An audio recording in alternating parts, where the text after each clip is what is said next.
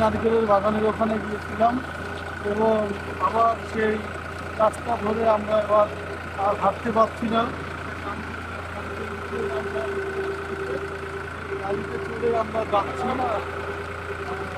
আমার স্বপ্ন ছিল যে গাড়িটাতে একটা সময় উঠবো, কখনো ওঠা হয় নাই। তো ইনশাল্লাহ আল্লাহ সেই শখটাও পূরণ করে দিল। ট্রাক্টরে উঠে পড়লাম, কারণ আসলে গ্রামে সেভাবে যাওয়া হয় না। গ্রামে আসলে যে আমরা যে কোথাও এগুলো দেখবো বা উঠবো সেই সুযোগটা আমাদের নেই। কারণ আমরা ব্যস্ততার মাঝে চলে এসেছি যশোরে। এই যশোরে এসে এই গ্রামে আমরা একটু সময় কাটালাম, খুব ভালো লাগলো।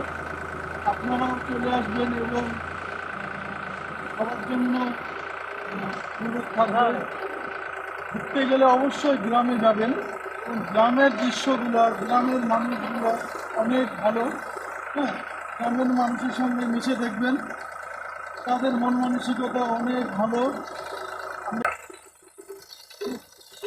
তারা কত কষ্ট করে আমাদের জন্য যে ধান ফলায়, এই ধান চাষ করে দেয়।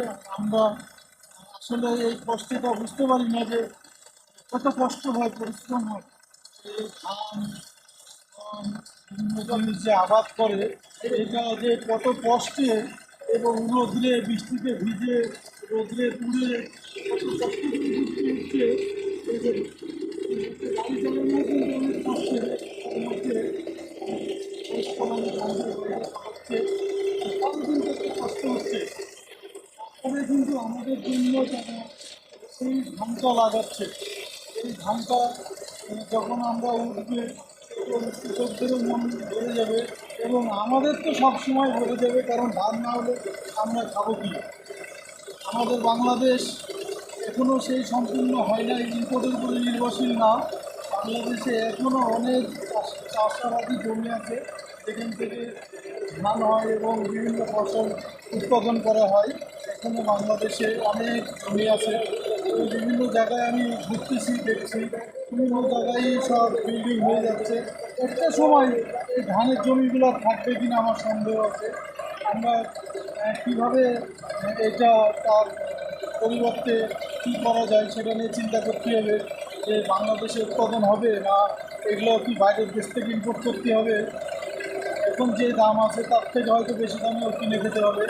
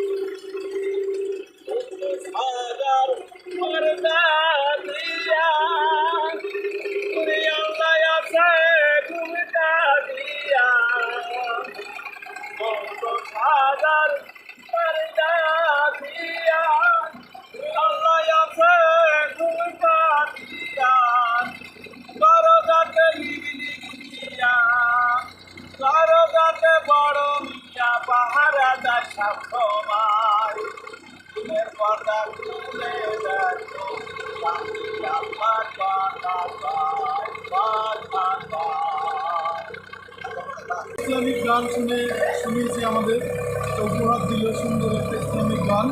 মুরব্বী নিশ্চয় আল্লাহ গাড়ি পেকে গেছে, আমরা তাদের জন্য দোয়া করি, মুরব্বী আমাদের জন্য দোয়া করবেন।